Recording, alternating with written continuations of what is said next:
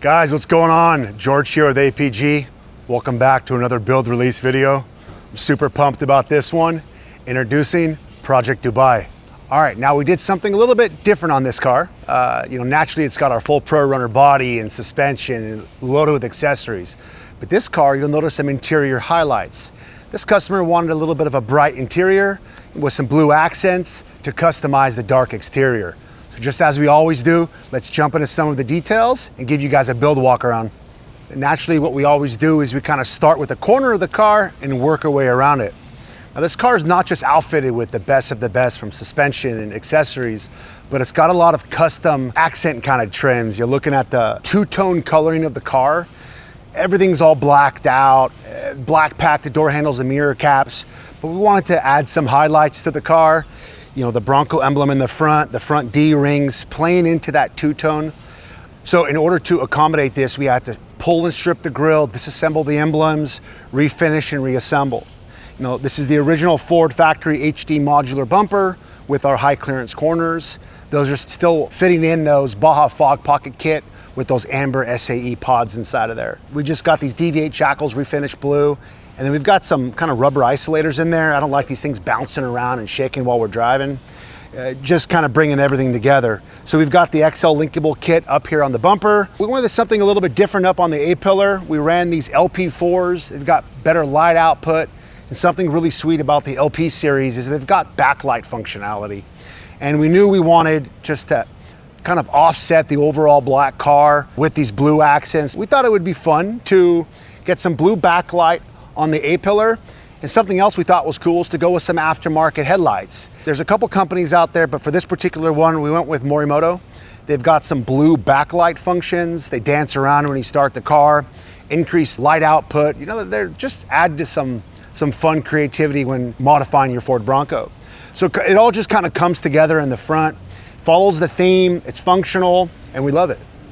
Now guys, speaking of body, look at this front quarter panel. This plus 5-inch main fender with 1-inch flare extension is just beautiful. The perimeter is kind of blended in black to match the surrounding panel. And then as it gets further towards the center of the body, it just gets totally exposed carbon. And just look at that carbon work. You see no pinholes, no porosity, no distortion of the weave. This is supercar grade carbon. It's strong, it's lightweight, it's beautiful. It checks all the boxes. And as you can expect, a fully loaded front suspension system. APG signature Pro Runner front suspension system.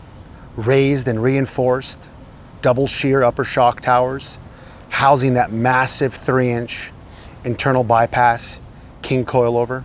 Just massive, lots of shock valving, tons of control options. And just, you know, looking at that external reservoir with compression adjuster built into it. Again, just that primary shock is so much shock for this car for a whole realm of off-road uses. But let's not stop there. You also see that 3-tube king bypass shock with long fin race reservoirs in there. That allows you to get that further control of compression and rebound. It's just a complete package. And to stop that bottom out control, you guys can see that 2.0 threaded bump stop up front. Again, that's just to give you that further bottom out control when you're taking those big hits and or leaving the ground in any kind of jumping environment.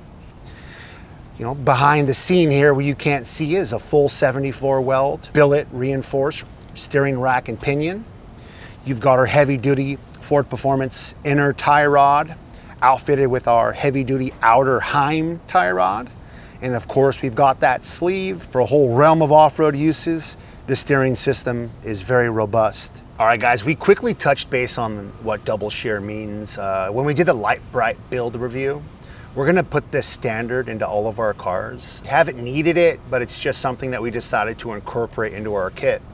So typically your tie rod has that tapered pin that goes into the spindle, and you rely on the vertical shear support of whatever bolt or pin you have in there. Now by taking it into double shear, what that means is the bolt now passes through this bracket. This bracket is fantastic. It's a 70-75 billet aluminum bracket that bolts to your original hub bolts. No welding, no fabrication involved. It utilizes 3 out of the 4 hub bolts and then allows you to send your top bolt all the way through into the bottom spindle.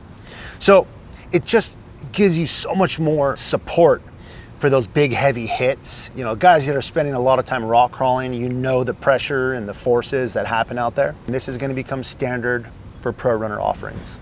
All right, now taking a look at the rear suspension system.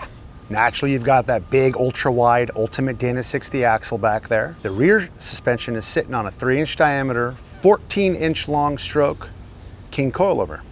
That's got remote reservoirs with built-in compression adjusters. It's got 2 0-threaded bump stops, and it's also outfitted with a 3-tube secondary bypass shock. The bypasses in the rear are essential, especially when you're out there and you're loaded up with passengers or cargo. You can really slow down your compression, and that's just going to keep you from bottoming out a lot. It's well thought out. It's got a lot of shock, a lot of adjustment for any of your adventure needs. A lot of questions and some comments that we've received is some of the drivetrain concern. Now, on an independent front suspension system, you've got a very crowded real estate up there. If there was room for a massive front diff, we'd put it in there, but you've got limited space. So Dana, in all their wisdom, fitted a heavy-duty front diff inside the Ford Bronco in the factory original location, factory mounts, but they made this 44 super strong, and they call it the ultimate Dana 44. The half shaft housing, the internals, the bearings, the mounts, the bushings, for all intended purposes, even though we call it a 44 front, that front has got 60 strength characteristics. We've had this Bronco on this same build, same wheel and tire setup, same shock, same travel, same tire, wheel weight ratio. We've had it on the Rubicon, we've had it in the Northern California trails, East Coast trails, local deserts and mountains. We've really put it through its paces, and while in a locking scenario, really getting off camber, a lot of torque, a lot of stress on those drivetrain components, this diff has held up. The CVs have held up. The drive shafts have held up. The hubs have held up. My personal Bronco, you know, I've got 20,000 off-road miles on it, and the axles have held up. So to us, that is the true test if they're gonna hold up, not just the quick identification of a 40 or a 60 or a 70 Dana. So ultimate 44 up front. Now on the rear axle, ultra wide 76-inch wide wheel mount surface, ultimate 60 rear axle. Guys, the axle's strong. It's got dual taper bearings at the outer, the internals, the axle tubes, the shafts, the joints and hubs. It's a really strong axle. We've been running these hard on a 147-pound wheel and tire pack, and the axles have held up through the testing that we've put it through. Now guys, this seemed to have worked on the last video, so we're gonna do it again on this one. We're gonna break away from the talking here in the front, and we're gonna cut in some scenes that we took when this car was mid-build up on the rack to further go into the things you can't see when the car is built on the ground. So let's head to the back and take a look. So standing behind me is a car up on a rack. The car's gutted. It's got the majority of the suspension and drivetrain performance work done to it, but we've got an extensive build here. We've got the entire interior gutted, sent out to the upholstery shop. The interior door panels, the body system is in paint right now. There's a lot of micro steps in between where you guys just kind of see the final the final look of the car, but seeing how extensive the build process is fun. So let's jump into some of those details. Now, you guys are looking at the fender system removed, right? This is the support system that sits behind the rear fender that we always extend when we go wide body because we don't want to lose the structural integrity. Now you've got a bit of a visual. You can see the rear axle hung right there. You've got those big old 14-inch coilovers. You've got the bypasses. The link systems are in, the bump stops, the remote reservoirs, just all waiting for final assembly. Yeah, just to kind of give you a bit of a breakdown and run through some of the weldments that happen to the frame, that kind of gives you an idea of why we've got best-in-class rear suspension performance. Your original lower control arm bracket is sitting in this region right here. We completely cut that off, take care of all the frame treatment, rust prevention, and then we have our own weldment that has sent down the frame rails, just about a foot. This is allowing us to decrease our rear link system angle and travel cycle path. We don't want too much axle swing arced back and forth. We want the rear axle to cycle as vertical as possible. And that also prevents a lot of swing.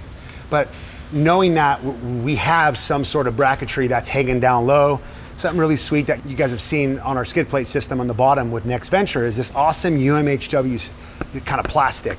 Now this UMHW, guys, is like a very slippery plastic. So if you ever happen to kind of get held up on a rock or some sort of obstacle, this plastic is just gonna, aid you to allow you to slide right over. And these are serviceable, right? These just get riveted right into place. And if you beat them up, swap them out, and we have service kits available. So anything that's hanging low is gonna have that. So we have it right here on the lower control arm frame side. We also have it here under the lower shock mount and lower link bracket system. So again, kind of anything hanging low is gonna get this UMHW plastic on it. So if you do get hung up, which you will on rocks, you just slide right over it. Guys, we're out in the front suspension setup right now, and you can see everything kind of torn down, but the major fabrication work is done. We've already got the shock towers and the bypass mounts already welded up. The remote resi is just kind of hanging right now, but when we run through the final assembly process, this will get fixed up into place, and it'll position itself in a location that allows you to have easy access to the adjuster, as well as brake line relocation bracketry.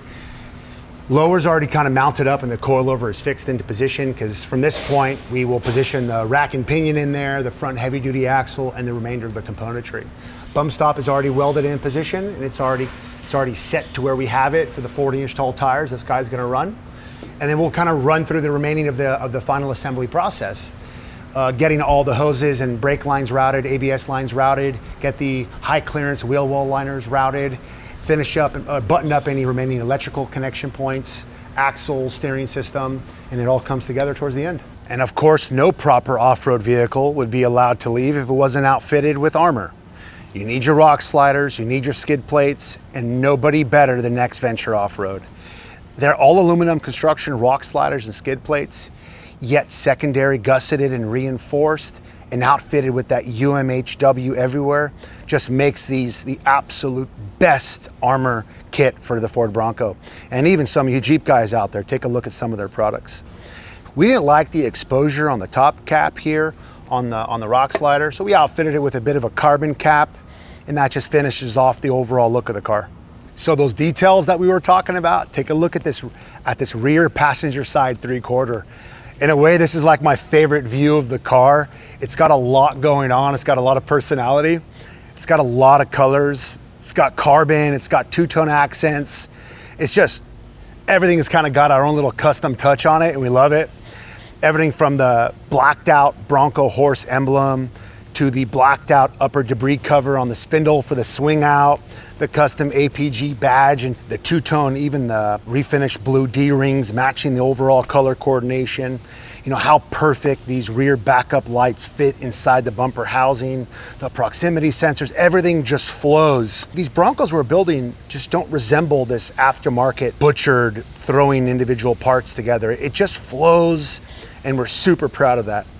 Yeah, here, in additional further color coordination, the rear Ford emblem. Guys, these are so tough to refinish. We kind of pull the plate off. We have to grind out all the individual plastic weld points where they kind of melt the plastic together, pull it into 6 or so different pieces, and then lightly scuff and sand those parts. We actually throw away half of these because some of them break when you delicately take them apart, but the end result is worth it. So we go through the work to deliver those final details. It all just kind of comes together. The black packing, every little trim piece has been pulled apart. And quickly run on this, obviously we've got this big heavy 40-inch tall spare tire on there.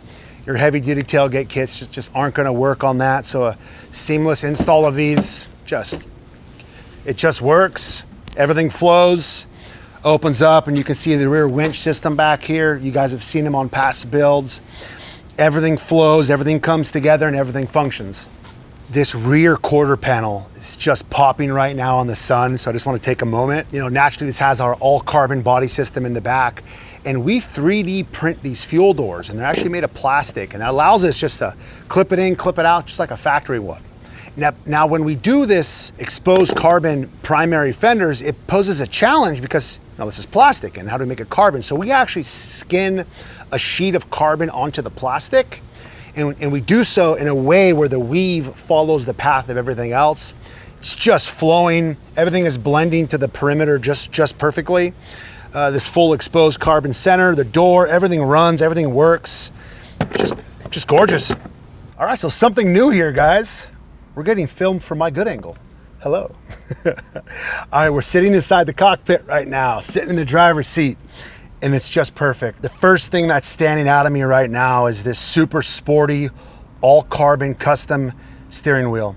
Now, our friends at Carbontastic have made this for us with some custom APG emblems. Same general theme of the car, some custom blue stitching. You've got the blue center stripe that matches the same exterior accent colors of the car.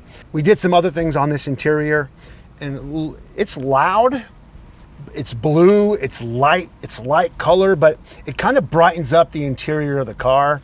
You know, all black sometimes gets a little bit boring, but we went with this cobalt blue tech or diamond stitch centerpiece with this lighter beige cream outside, the same as the doors. It's not so visible via camera, but there's very little exposed plastic left on the interior. The upper dash has been refinished and restitched in this vinyl wrap. The lower dash, you know, the center console, the armrest, everything down by the kick plates, everything's just kind of been covered. The whole door panels, all four of them. It just kind of brings the Bronco interior a bit more luxurious, and that's what this customer wanted. We're happy with how it turned out. It's not too loud. Well, the seats are loud, but the rest of it's not all big and bright. That's not really any of our styles in the off-road world. Everything flows and comes together, and again, full OEM functionality. All right, now you guys heard in the beginning of the video, this is Project Dubai. Guess where this car is going? Dubai, and it is hot there. So naturally, we've got to get this beautiful heat extracting hood system in there. Just a quick recap on that, guys. It's going to allow heat to escape the engine compartment. Following that same color theme of the car, the black on blue.